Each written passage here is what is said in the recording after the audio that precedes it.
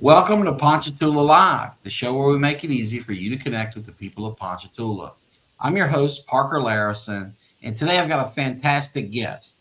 This episode's a little different in that the person that we're interviewing does not live here in Ponchatoula, but like several guests that have come to us before, she's here because she has a profound effect on our community through her service to Ponchatoula and our surrounding parish. This woman is widely respected as one of the best in her field. She's a community leader, a mom, a family woman, just an outstanding person that so many people that I deeply respect, adore, and love. And I'm talking about our Deputy Chief Clerk of Court, Alicia Fussell. Alicia, welcome to the show. Thank you. I'm glad to be here. Thank you for the invite. Well, you're welcome, and thank you for sharing your time with us. I know you have a busy evening. You're heading down to the last Southeastern home game and regular season game of the year. And as I alluded to in the intro, you don't live here, but you served here forever and served very closely with some of the men that are just the titans of the community. Leaders like Julian Dufresh, whose name adorns the Strawberry Day in the Park, and Gary Stangar, our current longtime Clerk of Court. Just people that are so deeply respected.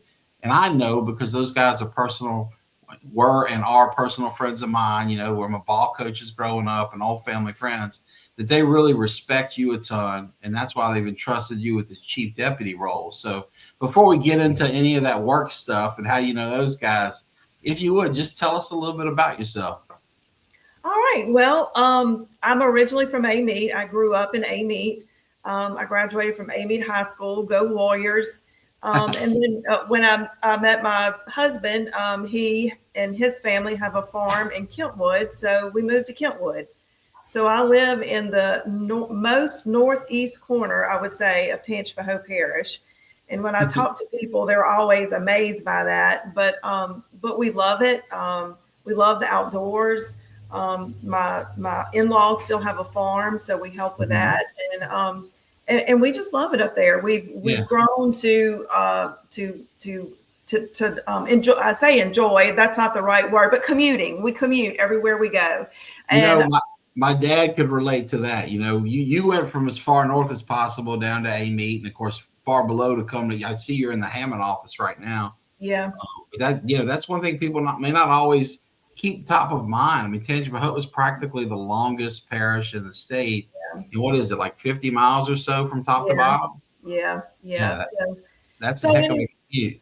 Yeah, it is. But, we've gotten used to it. And look, I commute to Amite every day, but my husband, he works at St. Tammany Parish Hospital in Covington. Whoa. So he commutes, to Covington every day. So, wow. But it's, that's the sacrifice we're willing to make because we enjoy being in the country, so, well, and thank God Tangipahoa is blessed with this intersection of major interstates. I mean, there are a few places in the state or really across the country where you could cover that kind of ground daily, because most places where the interstates intersect are much more, heavily populated, much more traffic. I mean, I-12 is a nightmare. I don't wish your husband's commute on anybody. Yeah. It's better than nothing, or it's better than going the old road through Franklinton or wherever y'all would go from there. Yeah, actually, he takes the back roads every day. Or does he? Okay. But so we've become. That's a lot safer as an accident injury attorney. I can tell you, boy. I mean, 12 is a death trap. It's to be avoided. I said many prayers of thanks when my wife, stopped commuting into Livingston Parish every day from Ponchatoula, because I've just seen some horror stories on 12. Yeah. But back to you and your family. You mentioned a farm. What kind of farm do y'all have up there in Kentwood? So my husband's grandfather, when he got out of World War, came home. He served in World War II. He started a small dairy farm. And so my husband's family, grew up there. And then his father took over the dairy. And then Chad worked with his father for a long time on the dairy. And then after we got married and after we had two beautiful kids, we could kind of see the writing on the wall as far as the dairy industry in the parish. And my husband went back to school and became a registered nurse. So like I said, by that time we had put down our roots up there, and we wanted to stay there. My husband is an avid hunter and fisherman, and we just love the outdoors. So anyway, well, it's heaven up there for an outdoorsman, because unlike flat Hammond, flat Ponchatoula, all this low-lying swampy area down here, there's actual hills and undulation, and it's just Yeah. gorgeous that way. Yeah. I got to give a shout out to your husband. What a hardworking man. I can tell you, I had exactly one weekend of experience in dairy farming.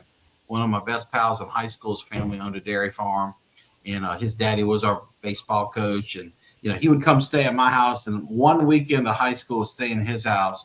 They got our butts up working the dairy farm. And I said, JJ, you can stay at the Layrisson house anytime you want. Right. I'm never coming back. So That's right. And then he leaves that for nursing, which, whoo, man, and yeah. Just in time to make the COVID pandemic and all the headaches that went with that. So, thank you to your husband and all the good people that are out there nursing and helping us. I want to share a comment here that's coming in from one of my favorite local people and a part-time host of the show when I'm out. He's always reliable as a substitute. Mark Verbois, great guy here in Ponchatoula. And Mark says that Alicia's done an amazing job at our Clerk of Court's office, especially working alongside Mr. Gary Stanga to bring that office to a new level. Mark says you're an amazing asset to the community, and it just truly shows that you love the area. Mark, thank you for tuning in and sharing that. Wow. Yes, thanks, Mark. How does that make you feel, Alicia, to see someone as respected as Mark say those kind of things about you? Yeah, that feels really good. Mark and I became friends through Leadership Tangipahoa. Great program. Yep. And we just saw each other a couple of weeks ago at an alumni event. Mark's a great guy. We've worked together on some things. So yeah, I appreciate it, Mark. Yeah, he and I went to high school, and he's always been a leader at the high school level. We were both very active in the Key Club, and he got into leadership at a younger age than anybody I knew. Well beyond the club level into the district level, and then he was a big time kind of a real news guy. What I'm pretending to do right here, he did for real at Hammond at Southeastern, and now it's the Robin Roberts, TV or whatever, and just a really multi-talented guy that like you, I'm lucky to call a friend. But thank you for giving a shout out to Leadership Tangipahoa. For people that don't know about this organization, I like you, I'm a graduate of the program. I participated in the program.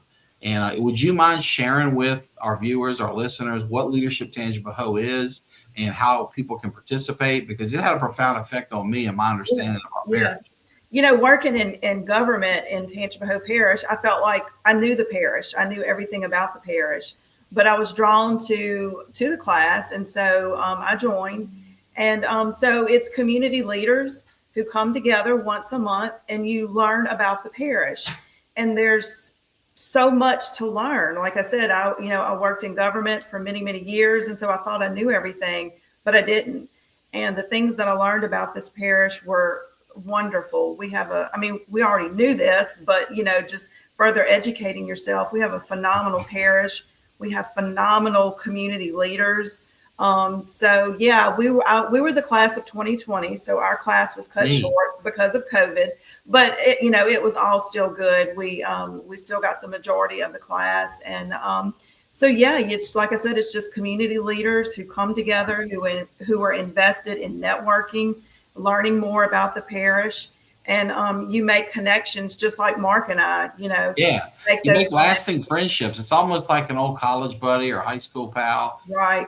I pulled up here for our viewers' benefits, the website here. You can see it's leadershiptangi.org. Mm-hmm. But it's been a bit longer since I was in the program. I want to, I should have, to my classmates, forgive me for forgetting the year. I think it was 2012. But don't hold me to that. I know it's a decade or more ago. But you never know who's going to be who in your class. I mean, Ponchatoula Mayor Wesley Daniels, to me, he's a lifelong friend I've known since we were, kindergartners, basically. But back then he was a realtor. Now he's the mayor. And that's right. All these other people, some of whom were like you. They've worked their way up through an organization. Maybe they were an entry-level person in government. And now, like you, they're running this show.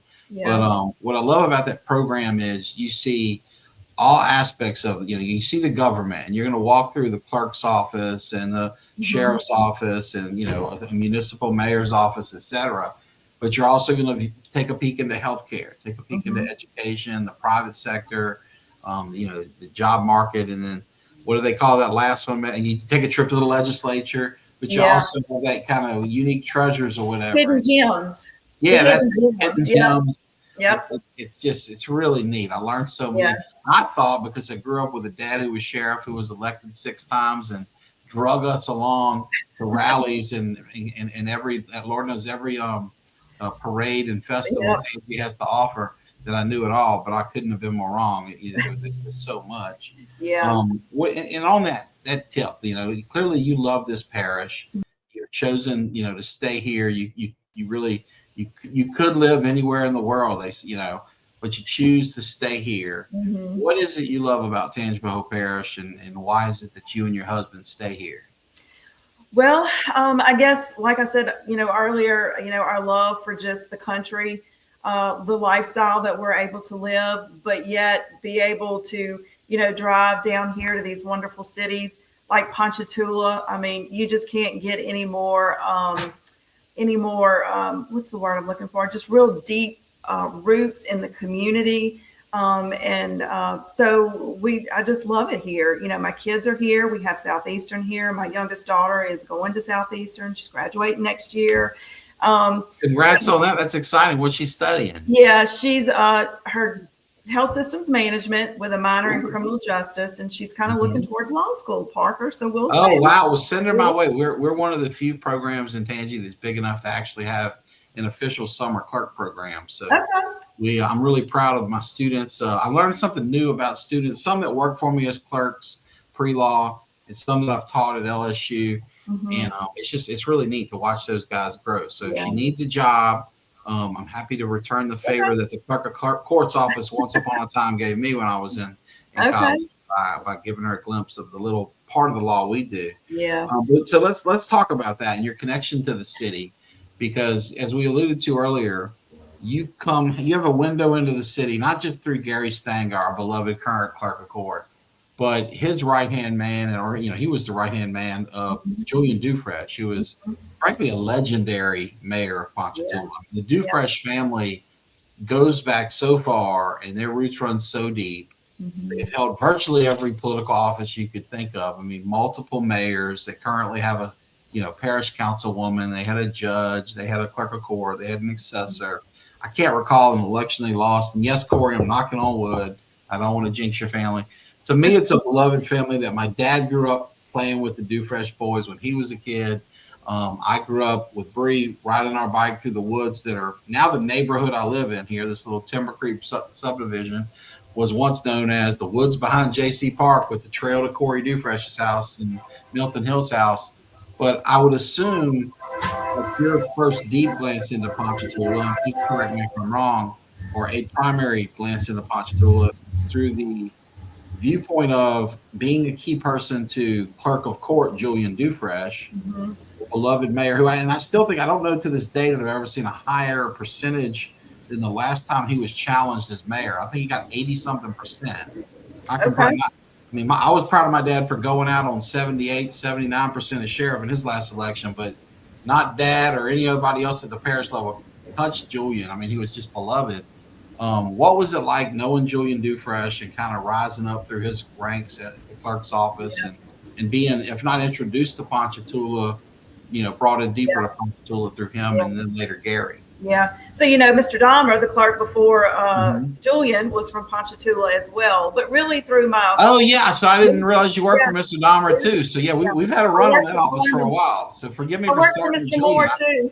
You don't look old enough to be a Dahmer veteran, but please go back that far if you can.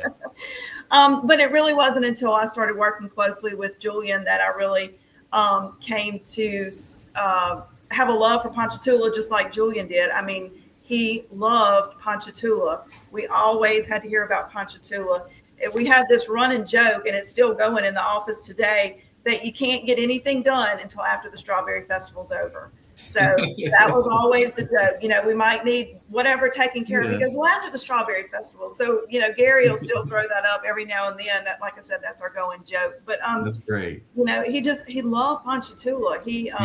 He was proud of the park. He was proud, of that. He took me down there one day and had to drive me all around the park to show me the park. I mean, his love for the city was just infectious. Yeah. And well, there wouldn't be a park out there without him and his brothers and Gary and Dr. Wheat and all those guys. I mean, they built it out of nothing. Long before there was Chapapila through Hard, there was Pard. Yeah. And it was a cutting edge facility, way ahead of its time. Yeah. And we're really blessed to have it. Yeah. Yeah. So that's where it started, just, seeing Ponchatoula through his eyes, talking about the Strawberry Festival, his family. Yeah, I mean, that's where it started. Yeah. But in addition to that, I'd like to say that through my work in the clerk's office, and we may get into this in a minute, but our elections department, I headed that up for a while. And through that department, I have to make connections all over the parish with people to work in the polling locations. So I got, I know people from all over the parish through that work. So I made some real connections with people in Ponchatoula through that. Yeah. So Reese is great. I know she's a great friend down there. And well, let's talk about that. Beginning with how you got to the clerk's office and how you got put in charge of elections, and then we'll specifically, get into the Ponchatoula angle.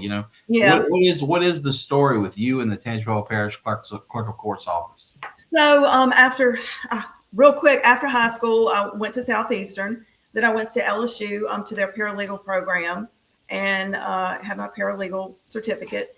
Came back home. When I came back home is when I met my husband, got married. I worked kind of in banking for a little bit, and I did some title work. So I became very familiar with, researching land records. And then I had worked for Mr. Moore part-time in high school, kind of like you did, Parker. So I knew. Oh, wow. Hiller Moore. Dad always says he and Mr. J.D. Addison were the best politicians at the courthouse back in the day. I mean, Hiller, he went back to coaching football, which was his real passion. But I think, according to my dad, he could have gotten elected anything, anytime. Yeah. He just had the gift. He's great, too. So anyway, ultimately, I ended up back in the clerk's office, like you said, right after I got married. I had my kids there, raised my family there. And then after Julian was elected, there was a lady that worked in the office. Her name was Carolyn. She was our elections department head, and she became suddenly sick, and was not able to come back to work. And she was the brains behind our elections department. Well, I had helped her just a little bit with a few little, parts. And so when she went out sick, Julian and Gary were like, hey, it's on you. And so I really, was thrown in the fire and just had to learn it. And at that time, we didn't have the connections through internet and things the way we do now, So it was a lot more challenging. So I really had to become very familiar with the election laws and recruiting commissioners, training commissioners, and I had to learn the entire parish because you're staffing polling locations all over the parish. So from Beatty to Baileyville to Baptist, Chesbro, Wilmer. It's funny, I was talking to somebody from down here the other day, and we were talking about the schools, and I said something about Chesbro, and she said, "Where's that?" And I'm like, "You don't know where Chesbro is?"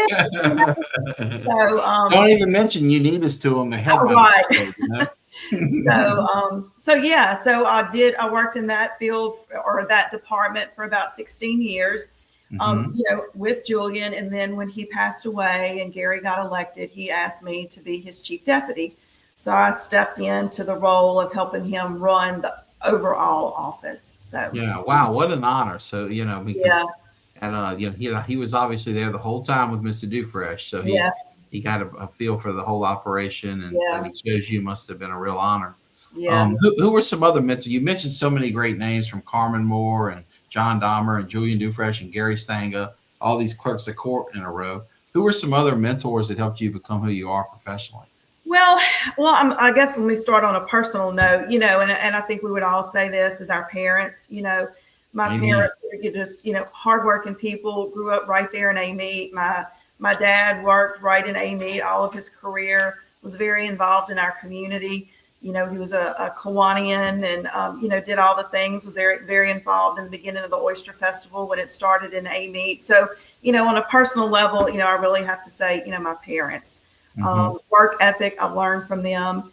And then on a professional level, obviously working, with Julian, he was so gracious to me in that time when I was trying to learn that job. And, I'm not going to lie, I messed some things up, and, I'd go. We all do. If you don't get to a mistake, you're lying, because we all make them. I don't care how anyone is. their job. He was so gracious to me, and he said, Alicia, if you weren't doing the job, then you wouldn't have messed up. It's okay. We can fix it. When I thought, oh my gosh, I'm fired. That's it. I'm done. And he was so gracious. And then, we worked closely with Mr. Gordon Burgess. He was great. We worked with him, and all of the parish councilmen, I work with all of them very closely, so just all of our leaders here in the parish. So that's neat. It's got to be mentioning parish council people. It's got to be especially rewarding now to see Schrader thriving in that role. Yeah. She was probably more of a girl when you got to know her, and now she's not just a woman, but kind of a superwoman. And yes, absolutely. That's got to be neat for you. Julian loved his kids and his grandkids. And so now, Schrader and I would say have become fast friends, working on things. Her work she did with the Veterans Day program was wonderful. Yeah, what a program. I hear, she's going to bring it back next year, make it an annual event. And thank God for it. Those veterans deserve all that praise and more. And it's wonderful. Just, coming down here, seeing all these banners in Ponchatoula with these veterans that some of whom I grew up and they were my best friends' parents and grandparents, and others I didn't know, but it's a canyon of heroes of sort. Yeah. And that's all because of her initiative and then a lot of people's hard work, but nobody worked harder for it than she did. Yeah. So that's really cool. So circling back to you in the clerk's office, you kind of mentioned your origin story there and all you've been through. What's on the horizon? What do we have to look forward at the clerk's office? Obviously, Mr. Stanga's retiring. You're at a very capable right hand there, still in your prime. But I assume the best is yet to come. And can you give us a glimpse of some of the things y'all are working on now, planning for tomorrow? Just anything you want to mention about the clerk's office while we're on that topic? Yeah, so the clerk's office, just like with everybody else, we're trying to move into the world of technology. As you know, Parker, as being an attorney and just a young person, when you worked in the clerk's office, we deal with paper, right? Paper, lots of paper. Lots of this stuff. Yeah. Well, we're not going to be to some extent we will, but we're moving more towards technology. Laws allowing us to now in civil and criminal matters to we will e-file everything. There won't hardly be any paper. There are some exceptions. That's the way it is for us in federal court. We have to. Yeah. So we're moving more in that direction. Here recently, for people who do research in our land records, we have all of our online subscription-based services, and attorneys do title work mostly from their offices now. Years ago, our office would be full of attorneys or abstractors doing their land research in the back. And now we don't have that anymore. So I really, see it evolve and change. And so that is a wild change because you're right. I mean, it was a packed house back there downstairs, but and now they just click it on their computer, I guess, right? So we just did another big project where we imported another about 20 years worth of conveyance records that are available online. That just happened like 2 weeks ago. So we're trying to do some cleanup work. Obviously, there's a lot to do there. So just making more records available to people and just being a source of information for people. When people come in the courthouse, a lot of times they've never been before. They're scared. If it's jury duty, it's just, and so just being a reassuring, smiling face for those people when they come in the office, because we're we're right there as soon as you come in. But in addition, we're going to have to start looking at expanding for space, just like, the parish is growing, everything's growing. And, that works in conjunction with parish government, what they decide to do as far as a courthouse expanding or whatever. But we're going to have to start looking at more space. Because as I recall, it seems like through some offices moving out, like the sheriff, everybody else is dealing with more space, but you guys are kind of the same place you've always been, it seems like. We did take over the old sheriff's office space when they moved out. Okay, I thought the registrar got that. Well, she's actually out of the building now. She has. Oh, okay, I didn't know that. All right, but it shows you how little I get down there in the first. But so we did take over that space, but still with the court, they need more room for courtrooms and so there's kind of been some talk about how they would do that and and us moving to accommodate for that. So So those are going to be some real things on the horizon that we're going to have to be looking at, and, working closely with parish government in order to do that. But as far as our office, like I said, it's mostly just the technology, and then ensuring that all of our records are backed up, because, Right. we are the keeper of the records. So we have to make sure those are preserved. And so making sure we have the proper backups. And just to put it out there, we have like 4 or 5 backups, Wow, good to know. digital records that all of these paper records that we're converting into digital records. Yeah. So, which is a blessing. You think about it, for most of our lifetime and most of the course of Tangi history, we were just one fire away from losing everything, and now, because you guys use your due diligence, you have multiple digital backups, and fingers crossed, we should be fine. Yeah. No matter what comes. Yeah. That's interesting. Well, you seem to be, despite having been there for a long time now and held, multiple jobs and responsibilities, you seem to be someone who's still very enthusiastic about your work. Yeah. What inspires you to kind of bring that passion to it each day, and in each time you level up from one job to the next? I think it's the public service. Being a public servant, I enjoy doing that. I enjoy helping people. I enjoy, guiding people, because our office does do so many things. We touch on a lot of different things, and I think really the technology too. For so many of the years that I've been there, it's been all paper. You just paper. But to see us going into this new world of strictly technology, I found that very challenging and interesting. So yeah, I just really enjoy my work. And let me say too, I enjoy the people that we work with. We have a great staff. You do. I want to say that as a consumer of the services y'all provide. I'm now in my 23rd or 24th year practicing law, and an injury attorney such as myself doesn't have as much day-to-day as, say, a transactional lawyer like a real estate lawyer you mentioned earlier. But I can tell you, in 23 years of filing suits and trying cases and doing whatever needs to be done through the court system, I've had nothing but exemplary service, including I used to be the guy driving debris every 4 years. I think he's been elected and reelected 6 times, and many times you were the person with the stamp and the seal and all. But y'all just do a fantastic job, and it's because of a fantastic team. The leadership starts at the top, and if Julian and Gary and you weren't kicking butt, that would probably seep down. But thank you for sharing that credit with the rest of your team. Yeah. Wonderful people. What else should we know about the clerk's office? Are there any things that maybe the you think like public doesn't know and it's best kept secret? I don't know if you can hear the train. Yeah. So folks, those that don't know, in the Hammond substation of the clerk's office, I know well because I worked there one summer, and my Hammond office is located directly across the street.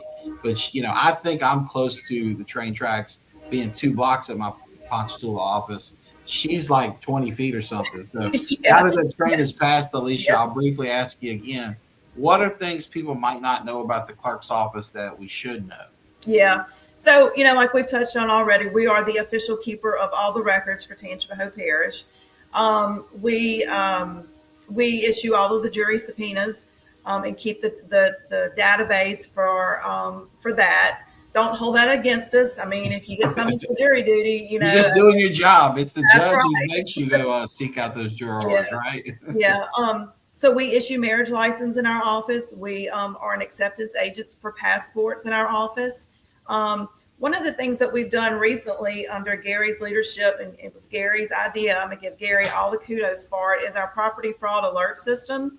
That's not something that we're required to do by law. Most of the things that are the functions of our office are required by law that we do. Well, this isn't. This was something that we wanted to go above and beyond to offer to the people of Tangipahoa Parish. And like I said, it's the property fraud alert system. So what that does is if you sign up for it through our website, tangiclerk.org, it's very easy to sign up for. And all you have to do is give us an email address and a phone number.